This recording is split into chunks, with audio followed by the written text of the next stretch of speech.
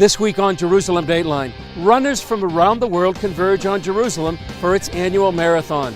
And for me, Jerusalem Marathon is showcasing the city. Plus, will U.S. President Donald Trump make good on his pledge to move the U.S. Embassy to Jerusalem? And the Church of the Holy Sepulchre gets a facelift. The place many believe is the site where Jesus rose from the dead. All this and more this week on Jerusalem Dateline. Hello and welcome to this edition of Jerusalem Dateline. I'm Chris Mitchell, coming to you from the beginning, the start line of the 7th annual Jerusalem Marathon with Joseph from Connecticut, right? That's correct. And you have on your thing, it says, Mashiach will beat us to the finish line. Be'etzem Hashem, please God, he will. Amen. That would be a successful race for me if Mashiach beats me. That's right. And so this is the start line, and thousands of runners from all over the world have converged on the city. And as CBN's Julie Stahl tells us, it's not just a sporting event, but a spiritual one too. This is the 7th annual Jerusalem Marathon, the largest yet. More than 30,000 runners got up very early this morning to take part in this marathon and other races. 3,500 runners from over 60 countries around the world, and you have to listen to what they're saying. They are, before they run, they're into the spiritual event, not only the sportive event. This is not just a marathon. It's a sign that the time has come for me to visit. Whatever I felt that I would feel is really nothing compared to what I feel today. Jerusalem Mayor Nir Barakat had the idea for the marathon as a way to draw people to the city who wouldn't have otherwise visited. This year, they're marking the 50th anniversary of the reunification of Jerusalem. And for me, Jerusalem Marathon is showcasing the city. And it became like a whole happening where families and kids and children, and it gave motivation for all the city to start run. Runners choose from the marathon, half marathon, 10K, 5K, or a race for families. We all got up at 5 in the morning to get here early to be running in the beautiful Jerusalem atmosphere. The different tracks take runners past the ancient walls, through the old city, along historical routes and through modern neighborhoods, and past the city center. Some ran to support causes, like Rick Raber, who ran for CBN's Operation Blessing. I read some about the Israeli relief that Operation Blessing has, and I was really I was delighted to find out that you guys do so much to help the poor of Israel. Whether they're running for a cause or just for fun, the Jerusalem Marathon is becoming a destination for more of the world's runners. The marathon is one of the biggest events here in Jerusalem during the year, and I'm here with Henrietta. And are you going to run the marathon in just a few minutes? Half run, half walk. Are you going to finish? Yes. Okay, and where are you from? I'm from New Jersey, live in Brooklyn. You live in Brooklyn, all the way from Brooklyn, New York, where runners have come from all over the world. It's one of the biggest events, as I said.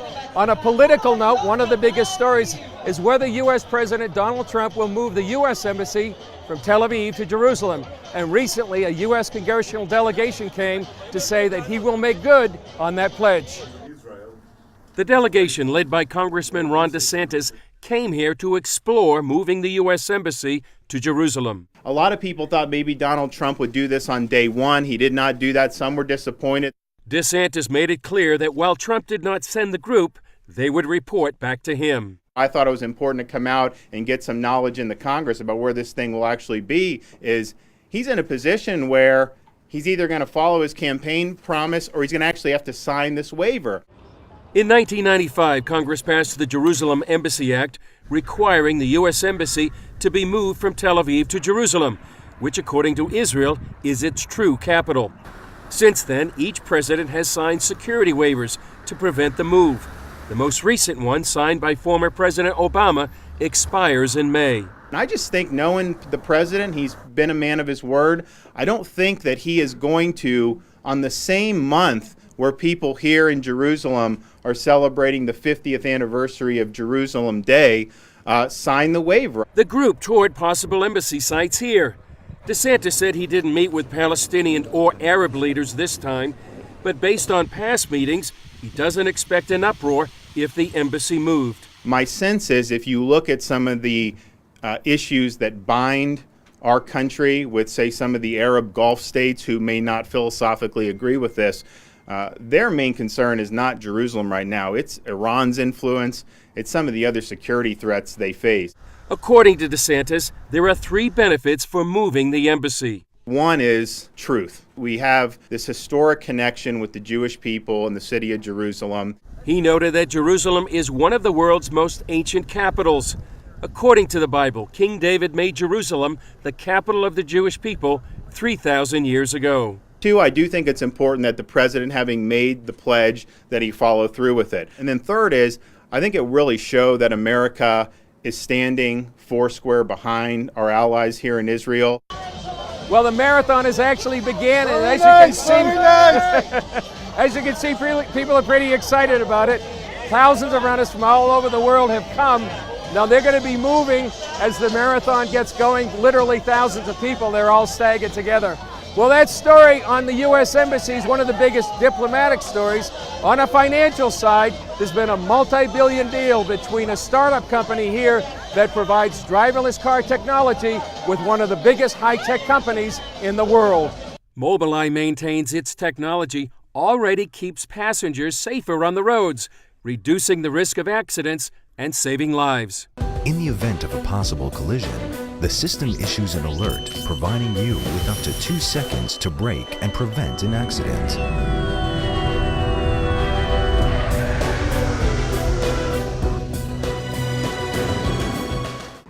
Intel and Mobileye say the $15 billion deal will combine the best technologies of both companies and create computerized driving solutions from the cloud to your car.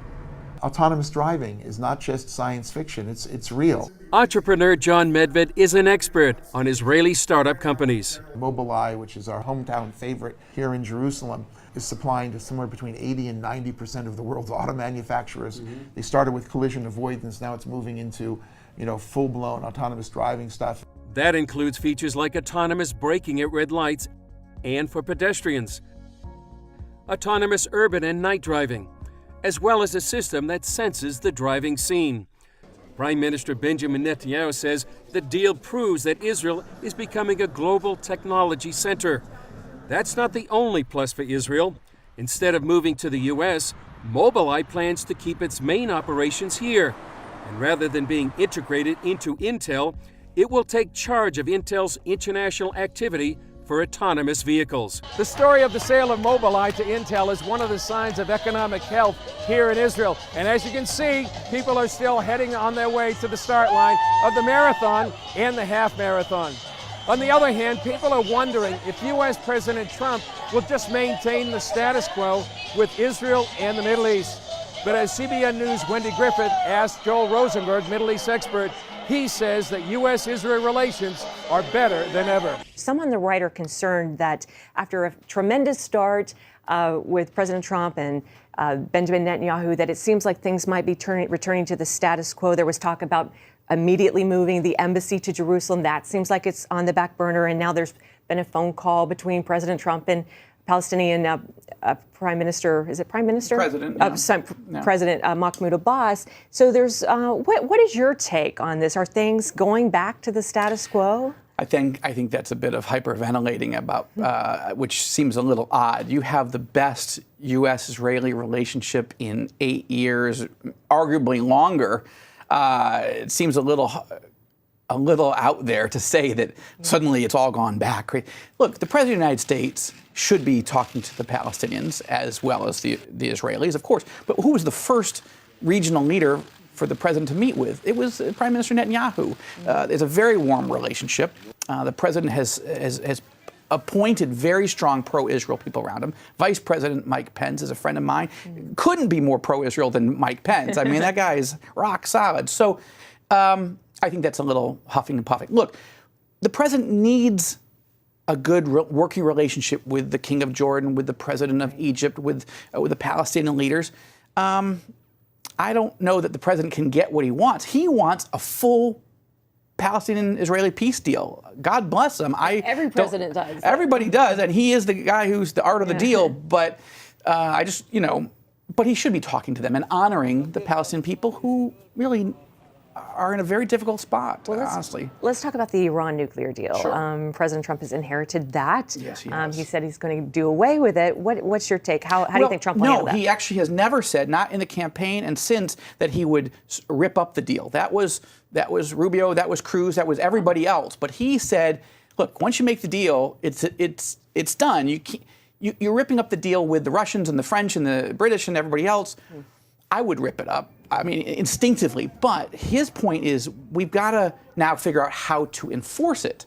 His point is, if Iran violates, then you start dealing with the violations, because the whole thing unravels if Iran violates it, right? So that's the president's approach. And a big part of Netanyahu's meetings with Trump was, how do we begin to navigate the monitoring Iran, and then what's the policy, both for the United States, for Israel, and our regional allies, once these, because Iran is already violating it. Yeah. And in certain ways, the ballistic missile launches and the tests, they're not part of the Iran nuclear deal, but they are part of other UN resolutions that say they can't test those types of missiles. So this is a big test coming for the president.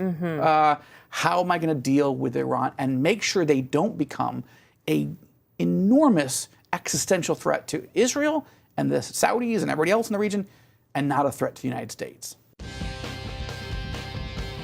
Up next, one of the most revered sites in Christianity gets a facelift.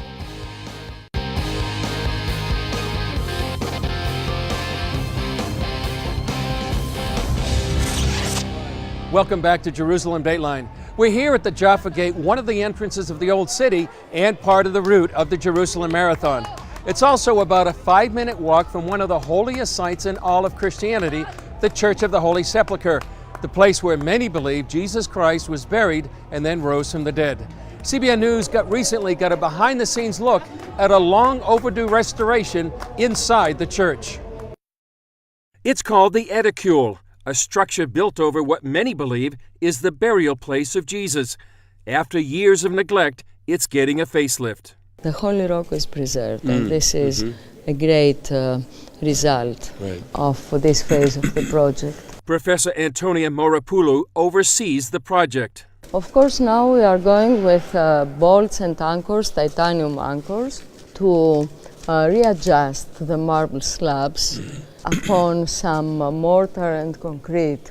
That means we are going to assure the structural integrity through this intervention. National Geographic first documented the restoration last year for a television special.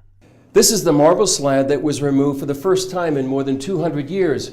Beneath that, they found a slab from the time of the Crusaders, and underneath that, a tomb from the 1st century that many believe was the tomb of Jesus.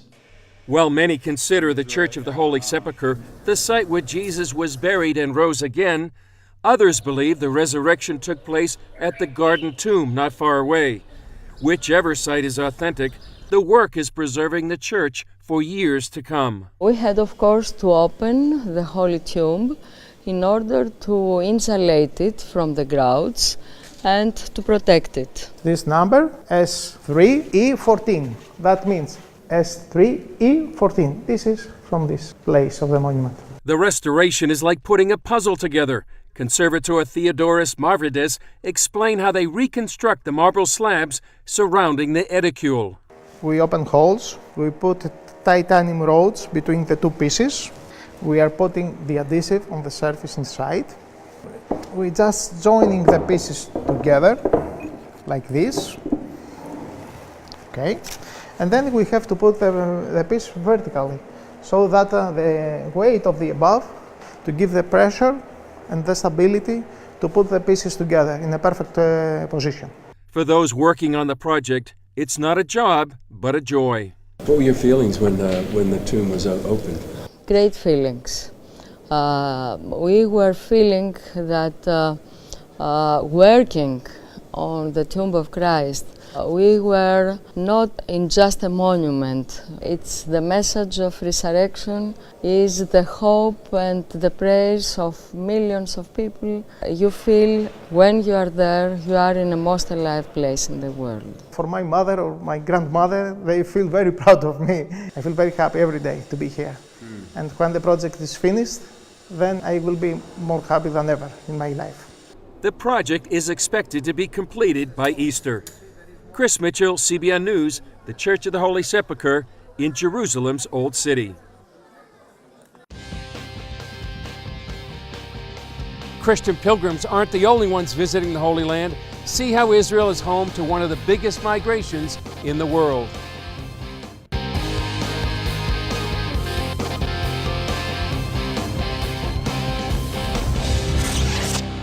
Welcome back to Jerusalem Dateline. We're at another spot on the Jerusalem Marathon. It's a grueling race because of the hills of Jerusalem, but one of the most unique in the world. The runners that come here are also just a fraction. Here we are, here's one of the runners. They're just a fraction of the millions of visitors who come to Israel and the Holy Land each year. But there's another visitor. About 500 million birds migrate through Israel each year.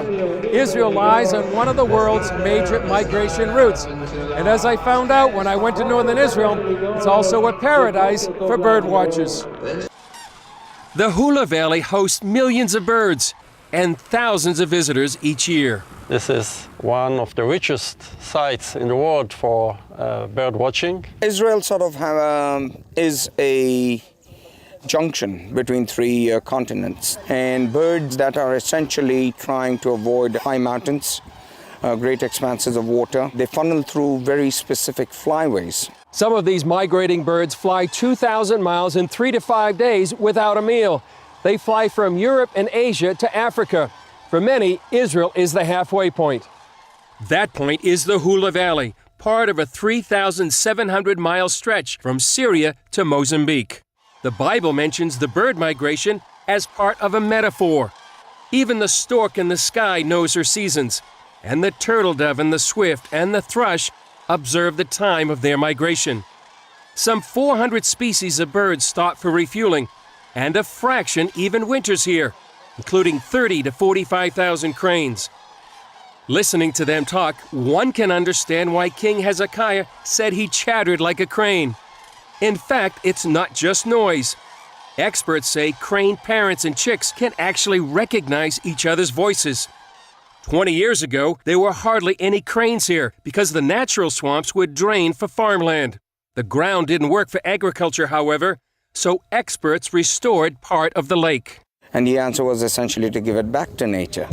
And so the project has gone sort of in a circle, and we are back to trying to renovate, trying to sort of reproduce what existed here in the past. That and a special feeding project brought the cranes back along with the visitors. This is a wonderful opportunity for us to educate people about birds, about nature. I think that you don't need to be a bird lover when you are coming here, but you are definitely a bird lover when you are going out of this site. Visitors to Agamon Hahula Reserve can ride the safari wagon into the midst of the cranes. Guides say there's no place else in the world to see so many cranes in such a small area. And bird watchers come from all over to see the phenomenon. I don't even care if you like birds. You have to experience this and come and see thousands and thousands and thousands of cranes. If you're a birder, I don't think you could find a better place to come to see the variety of species, as well as the atmosphere and the beauty of the place is just unrivaled in any place in the world.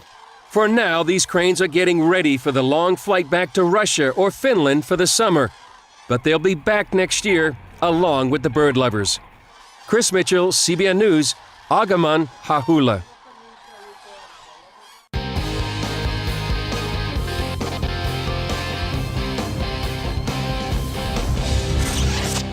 Welcome back to Jerusalem Dateline. We're back inside the old city to see the runners of the marathon, half marathon, and even a 10K race. Well, recently we brought you a story about how Israel is treating Syrian refugees up on Israel's northern border. And here's a story our cameraman Jonathan Goff put together for our Facebook viewers about this heartwarming story.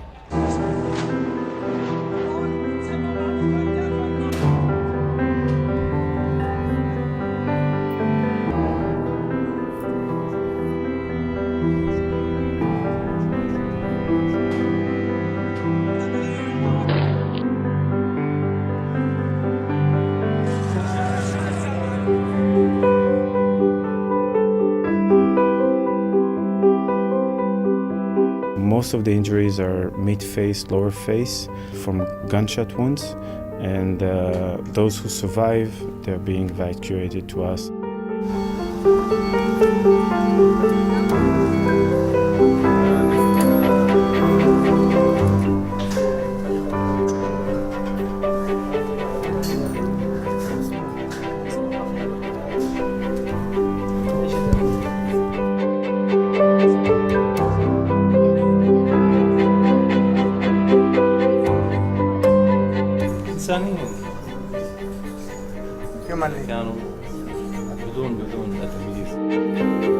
We treat people and they come in a severe state. You see it in their eyes. They look at us with their eyes and they look for help. They look for compassion.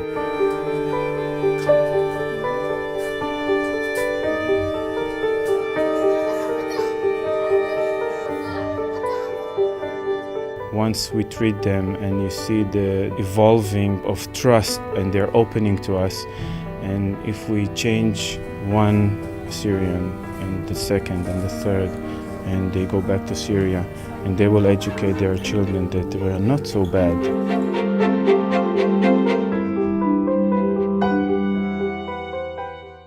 That's a powerful story of how Israel is helping their neighbors. It's also an example of what you can see on our Facebook page. So please like it and share us with your friends.